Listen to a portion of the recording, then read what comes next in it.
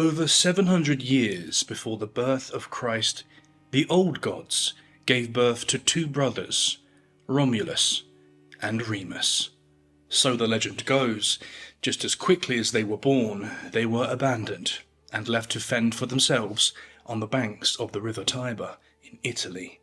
In these times, the classical worlds of Greece, Assyria, and Egypt were in their heyday, but Italy remained a cultural backwater, yet to mature into the behemoth that would one day humble every soul between the Mediterranean and the northern seas.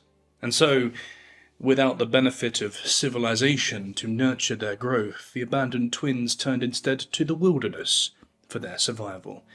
Although hungry at first, nature eventually provided, when a she-wolf emerged through the primordial mists and suckled the boys to full strength. As these boys then turned to men, mere physical existence gave way to something more human: glory and ambition. So, together they endured to build a new city between the river Tiber and the Apennines, spread across 7 hills just inland from the Tyrrhenian Sea. However, as much as the twins agreed on the project of a city, the exact location became a point of conflict. Remus preferred the Aventine Hill as the city's centre, closer to the river, all the better for trade and wealth. Romulus, however, more inclined to paranoia and suspicion, favoured the Palatine Hill, defensible, with a view to command the surroundings. Perfect for a city that may soon be at war. Discussions turned to frustrations, frustrations turned to anger.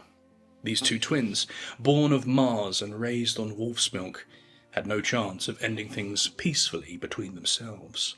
Instead, then, both turned to the heavens and pleaded with the gods, looking for a sign that their hill was favoured.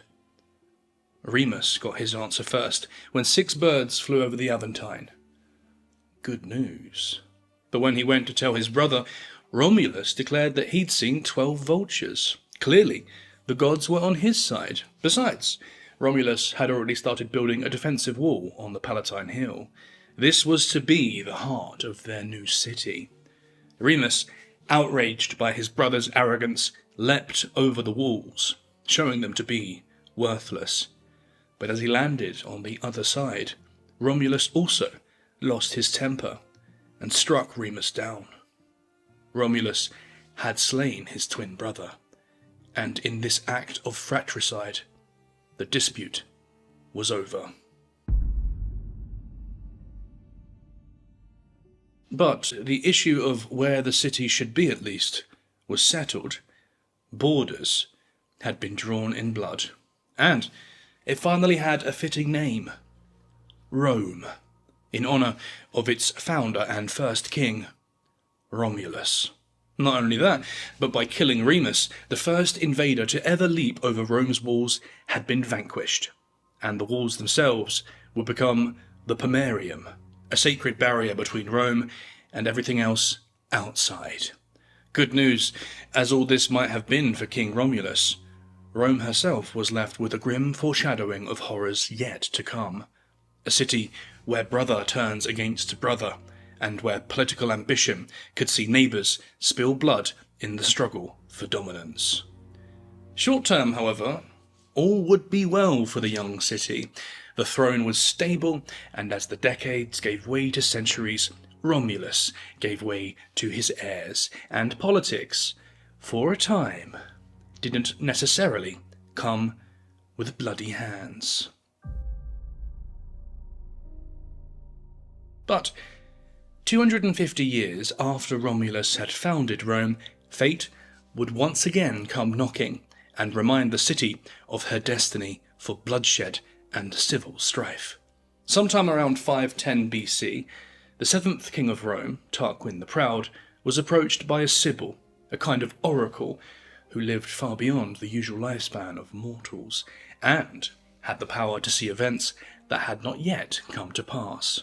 The sibyl offered Tarquin 9 books of prophecies, each filled with insights into future dangers, opportunities, truths. It was a tempting purchase for a king of such a fledgling city-state. But there was a problem. The price.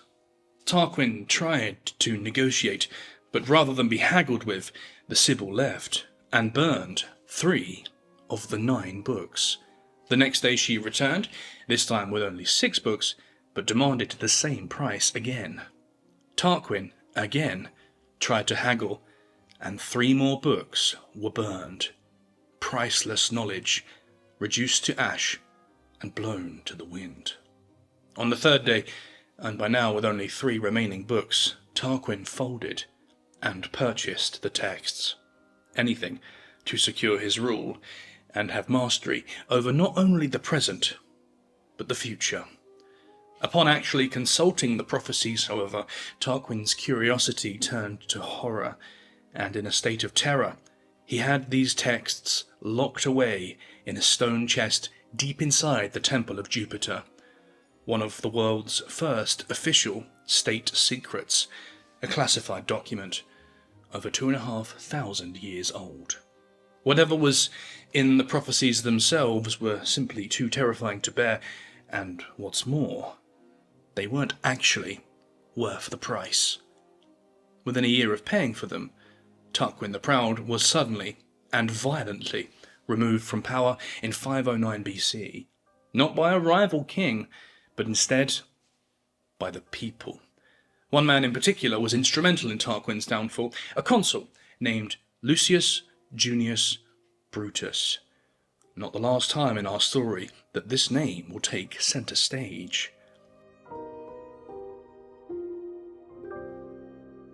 As for Rome, though, in an instant, she changed from just one of countless Mediterranean city-state monarchies to a republic, a government ruled by the Senate and a series of shared powers and institutions. Not exactly a democracy, but nonetheless a radical new form of politics. From this moment on, king would be a dirty word amongst Romans. However, new and exciting as the change of circumstances inside Rome might have been, those prophecies left Tarquin remained unchanged, and when the new Republican leaders read the texts themselves, they too took to it with the same pale-faced horror as the old king had. Disturbing passages predicted a savage and brutal end to Rome, that she would fall, quote, not by foreign invaders, but your own sons will rape you, leaving you prostrated, stretched out among the burning ashes. No longer the mother of upstanding men, but rather the nurse of savage, ravening beasts. In other words, when the great city falls, it won't be a foreign general who holds the sword, but instead a son of Rome herself. But who was this son of Rome? Was it Brutus, who had just banished his own king? Or was it another son, floating in the ether of things only potential, yet to be made flesh in the womb of a Roman mother? Many sons came and went, but the next 3 centuries saw Rome mostly free from civil strife or destruction within. Rome instead began to percolate and refine its society and institutions, maturing in some ways, sowing the seeds of its own turmoil in others. Noble families, known as the patricians, who often claimed to be descendants of the gods themselves, lived in wealth on the Palatine Hill, Romulus's favoured ground, whilst many poor plebeian families lived in destitution on the Aventine, where Remus had once wanted Rome to be. The plebs there often lived lives of quiet desperation and appalling poverty. But not always. As class divisions became more entrenched, so also were olive branches extended to the lower classes, with political representation in the Senate in the form of the tribune of plebs, and the chance to earn wealth and glory in commerce or war. With just the right mix of luck, ambition, and skill, any man was free to rise the ranks of Roman society. It was a quasi-meritocratic, ultra-competitive society, and although it may have been cutthroat, it was nonetheless monstrously effective. Cream was allowed to rise.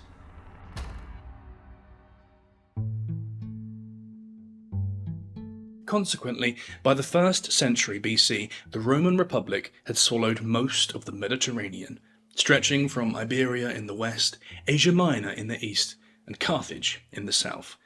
We might look fondly on Rome's quasi-democratic governance and see the expansion of this representative political system as a good thing.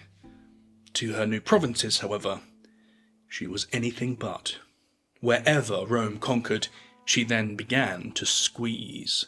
Slaves from the north, wheat from the south, gold from the east, and from the west, metal. So extensive was the Roman machine of wealth extraction that in Spain, great swathes of the land were pockmarked with trenches and tunnels from which to dig metal. In a single plantation alone, an underground network could be as many as 100,000 square miles wide, requiring 40,000 slaves at any time, all to dig out ore which would then be smelted in huge furnaces to create silver. The consequences of this enormous project can be seen today in glaciers, where a thick line of lead and other pollutants stands out as a black scar against the millennia of clean ice from centuries of modest farming and medieval small fry. And all of this was only from one industry in one province of one region, in a continent utterly dominated. Never before had the world been so defenceless, and never again would she be until the Industrial Revolution finally beckoned, almost 2,000 years later. Like the mythical Romulus and Remus, Rome herself was suckling the teat of the world, and growing monstrously rich with each mouthful. But some temptations make hungriest where most they satisfy. The more she swallowed, the more she yearned for more. Those who had once opposed her stood prostrate, powerless to appease this appetite, and those too proud to submit were simply destroyed, such as Carthage, which had gone toe-to-toe with Rome 3 times, and for the price of losing, was simply wiped off the map. The Mediterranean was simply hers alone to gorge on. Before long, though, she began to suffer from her own success. Rome was becoming a mistress too fat to govern herself. The city was packed to bursting point with riches as her middle management class flocked greedily to the provinces.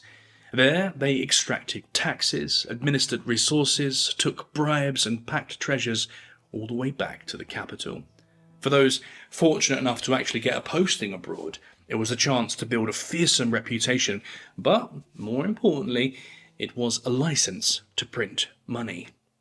It was these men that really drove Rome's appetite for blood and gold. You see, the Senate, which was already made of rich men and noble birth, always urged caution, restraint, and steady progress.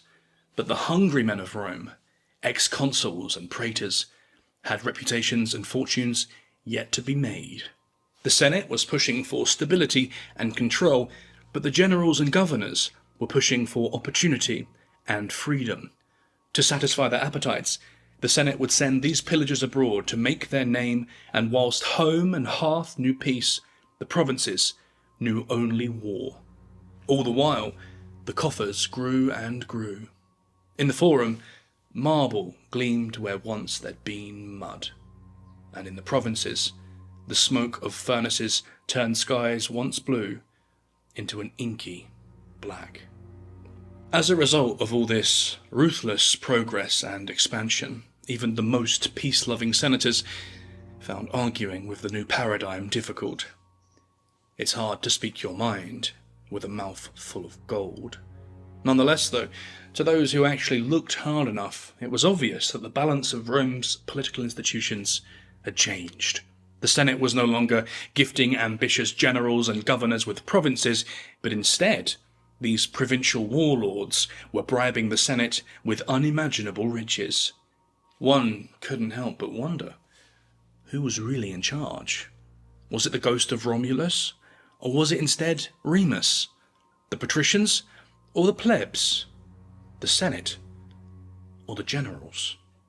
This question would soon be resolved when two men, one born high, one low, would carve their reply in bloody characters across the land.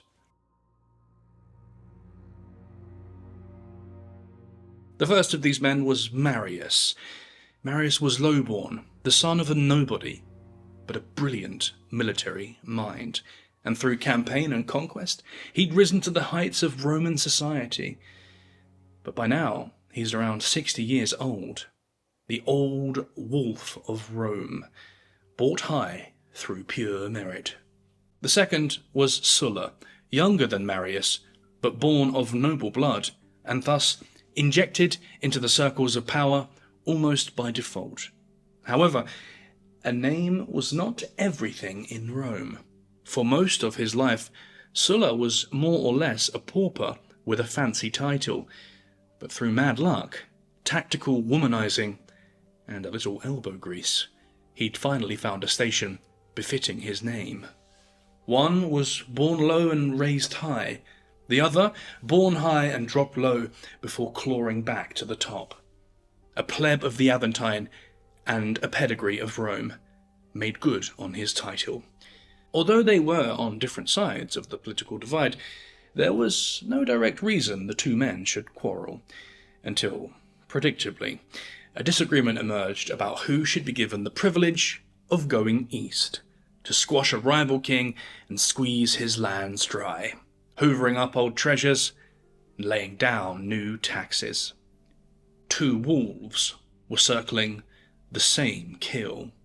At first, the privilege was given to Sulla, but before he could fly east to trounce the foreign danger, Rome suddenly found barbarians at the gate, when the hill tribes in the mountains of Capua, only a handful of kilometers from Rome, suddenly rose up in open revolt, demanding a fairer arrangement with their masters in Rome.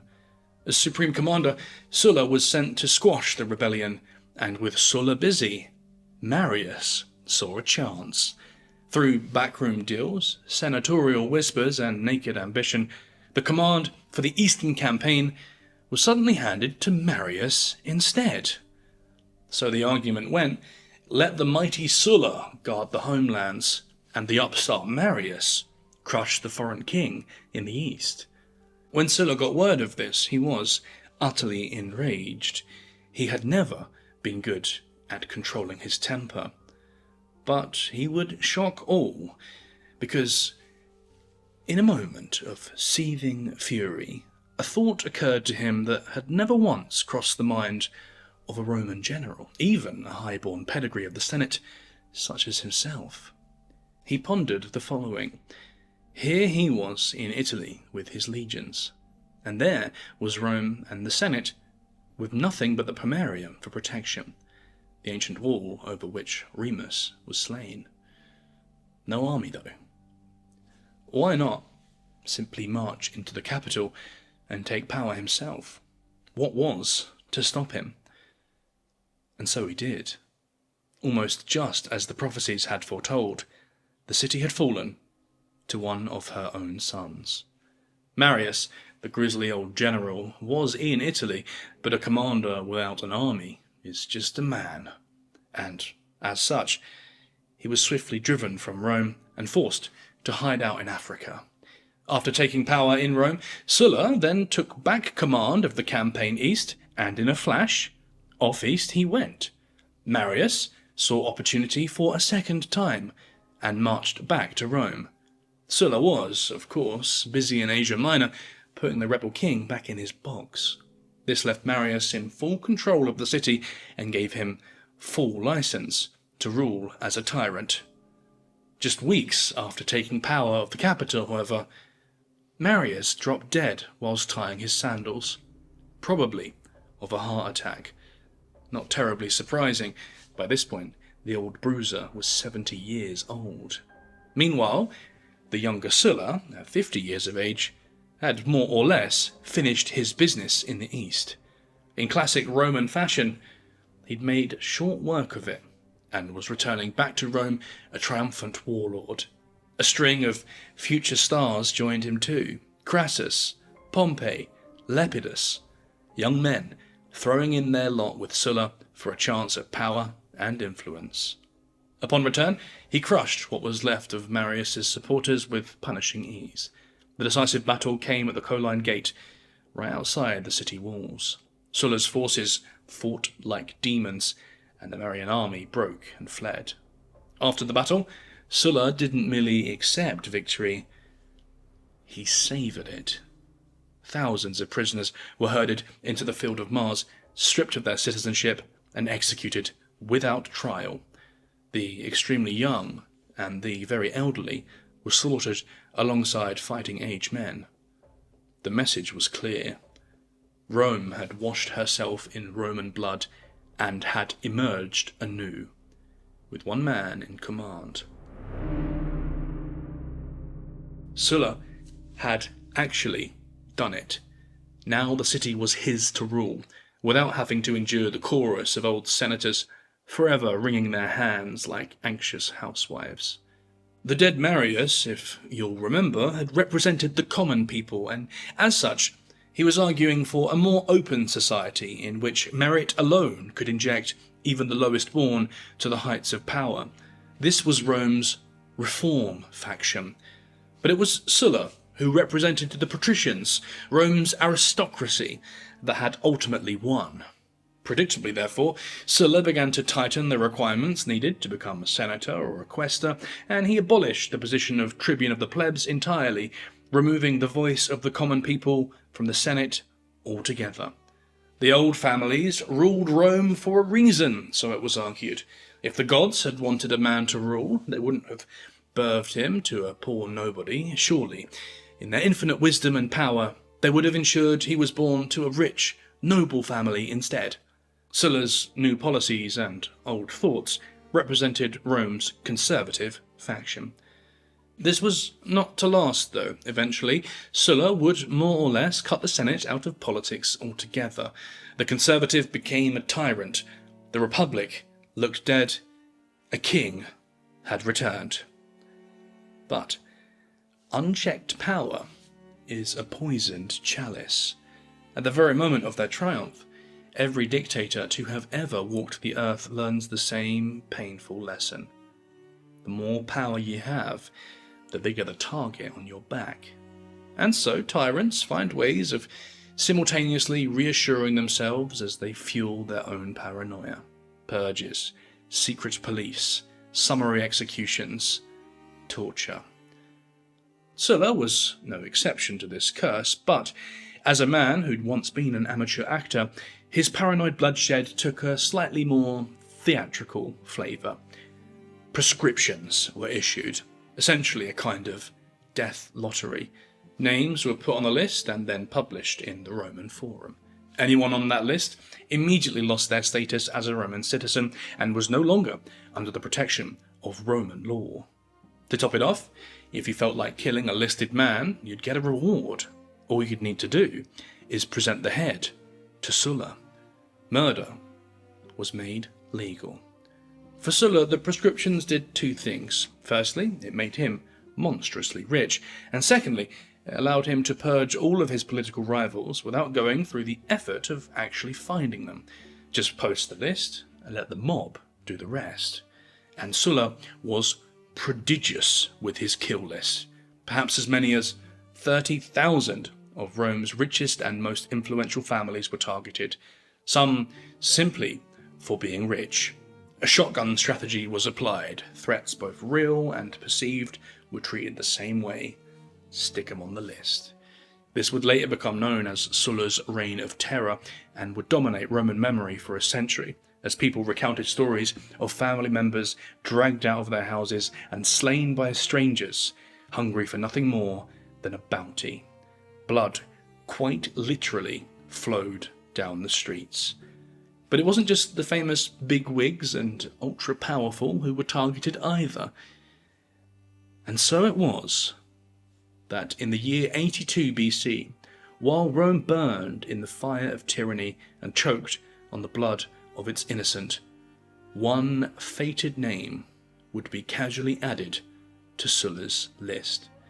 This name, to us immortal, but at the time quite unremarkable to the average Roman.